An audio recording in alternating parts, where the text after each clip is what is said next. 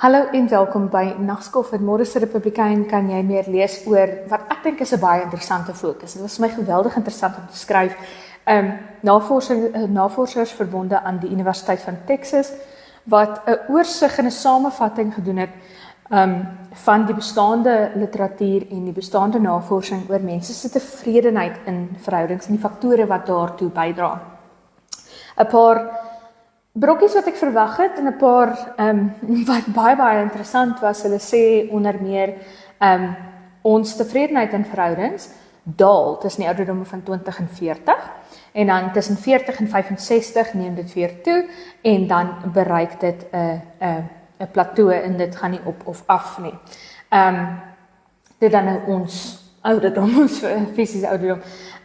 Hulle sê ook kinders het 'n tydelike uitwerking op satisfaksie in 'n verhouding. Hulle sê gewoonlik na die kinders uit die huis uit is raak mense meer tevrede in hulle verhoudings. Hulle het ook gekyk na evolusionêre faktore wat bydra tot ons tevredenheid in verhoudings. Die tipe karaktereienskappe wat vroue en mans soek, mans en vroue soek. En 'n baie interessante ding wat daar uitgekom het is chemiese voorbehoed. Vroue wat chemiese voorbehoed gebruik, is in die algemeen aangetrokke tot 'n ander soort man. So hulle sê vroue wat chemiese voorbehoed gebruik, is nie so aangetrokke tot die tipiese manlike karaktereienskappe nie. Dit is dan eienskappe wat gewoonlik deur androgeen aangehelp word, soos byvoorbeeld spiermassas en so aan en so voort. 'n Vrou op chemiese voorbehoed is nie so aangetrokke tot daardie eienskappe nie. En dit het interessante nagevolge, want dit beteken baie vroue wat chemiese voorbehoed gebruik ten tye dat hulle 'n kerel ontmoet, wat dan die voorbehoed stop terwyl hulle in die verhouding is baie keer nie meer aangetrokke tot hulle kerel wanneer hulle die chemiese voorbehoed stop nie. So daar's baie interessante faktore wat daar uitgekom het. So lees meer in Môre se Republikein. Intussen gaan kyk ons na 'n video van Rupare Domingo. Hy's 'n kleinskaalse entrepreneur hier in die hoofstad wat vra dat die regering asseblief vir hulle skaduwee kan verskaf en hy sê die son rig baie skade aan hulle produkte aan. Kom ons gaan kyk. Yes, my name is Domingo Rupare. Obviously we are coming from Rundu. We are here because of the struggle in life.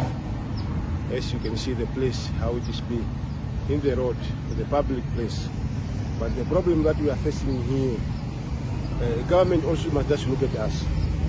Why I'm saying that? Because during seasons, our property used to be wet with the rains. We used to cover, as you can see, that with a plastic.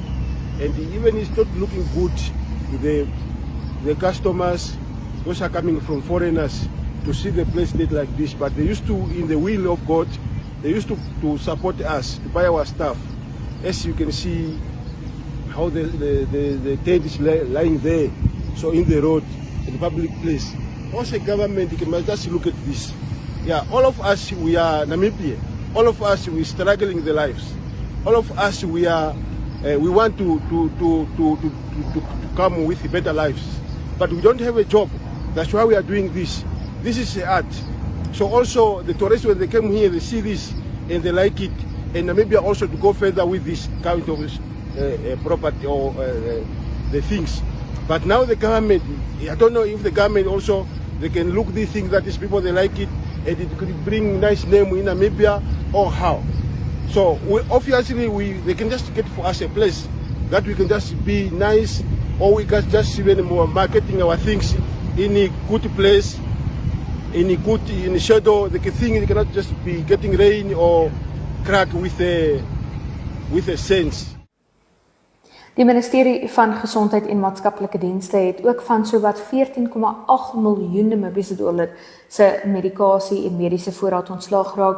Dit is glo mediese voorraad en medikasie wat verval het, wat nie meer kan gebruik word nie, waarvoor daar nie genoeg aanvraag is in die staat se hospitale nie en so aan en so voort. Toe Adua bring vir ons hierdie video.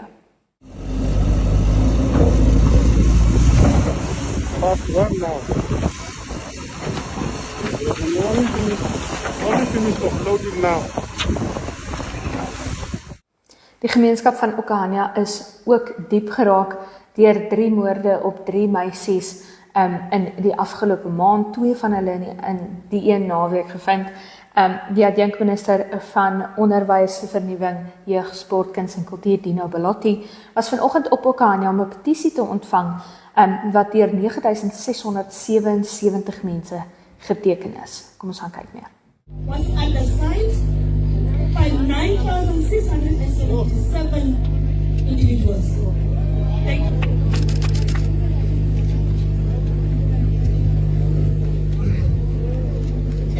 Good morning, Okahania.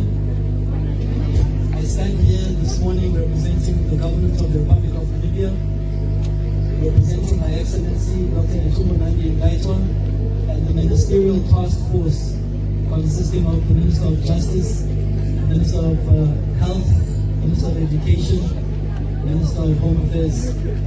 I wish to assure, and I ask that the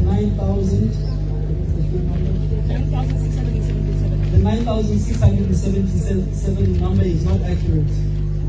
We have 3 million Namibians. If everyone was given an opportunity, I can assure you that every single one of us, 3 million Namibians will sign that petition. But we appreciate the efforts. I can assure you on behalf of government that this is receiving the utmost attention. I stand here before my Minister, Honorable Sylvester Steenkamp, in absentia, and we wish to assure the community of Okahania, every school-going learner in Namibia, that justice shall prevail. We shall never have this march again. One life too many, and we demand justice for baby Ingrid, baby Rosalind, and teenager Beyonce. Thank you very much.